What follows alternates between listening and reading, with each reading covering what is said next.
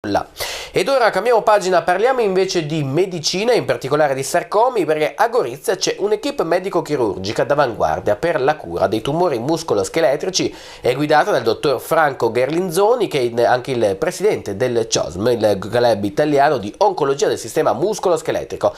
A lui abbiamo chiesto cos'è un sarcoma, quali sono i sintomi e l'incidenza sulla popolazione. Sentite. Dottor Franco Gherlinzoni, presidente CIOSM, buongiorno. Ci spiega che cos'è il CIOSM?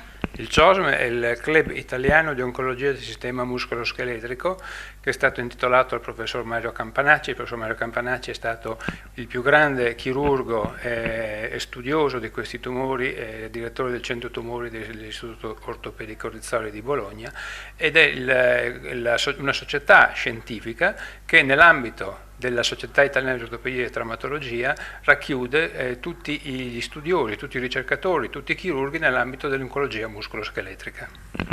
Dottor Gherlinzoni, qui stiamo parlando di sarcomi. Il sarcoma è un tumore ma non è un cancro, ce lo spiega? Dunque sì, effettivamente fanno tutti parte delle neoplasie, però il cancro sono i tumori di origine epiteliale, quindi quelli che noi più comunemente conosciamo come il cancro della mammella, il cancro del polmone.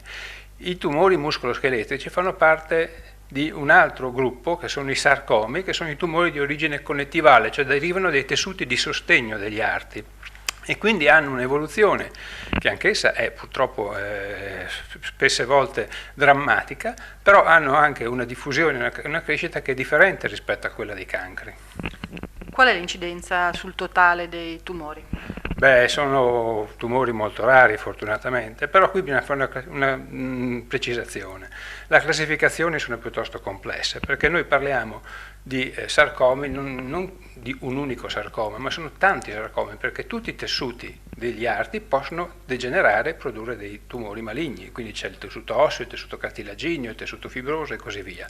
Quindi se noi consideriamo ogni singola entità sono molto rari, perché per esempio l'ostosarcoma, che è il tumore classico dell'osso maligno, ha un'incidenza di circa 2-3 casi per milione di abitanti, quindi molto basso, però vicino a lui ci sono altri tipi di sarcomi, il sarcoma di Ewing, il condrosarcoma e molti altri, quindi alla fine noi arriviamo a definire una famiglia o un gruppo di tumori maligni che quindi hanno un'incidenza tutto sommato maggiore. Chiaramente però è sempre un'incidenza molto bassa, tant'è che tutti questi tumori fanno parte, sono classificati come tumori rari nel gruppo dei tumori rari.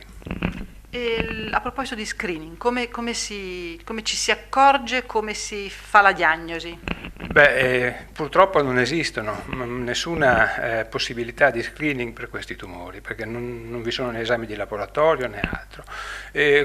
Quando si manifestano questi tumori, che possono essere sia dell'osso che dei tessuti molli che degli arti, la prima cosa che il paziente nota è il dolore e la tumefazione, cioè una tumefazione che cresce, una tumefazione che fa male e che quindi questo è il primo segnale. Poi se non si prendono dei provvedimenti ovviamente si può arrivare, specialmente per i tumori dell'osso, anche alla frattura dell'osso stesso, la frattura patologica.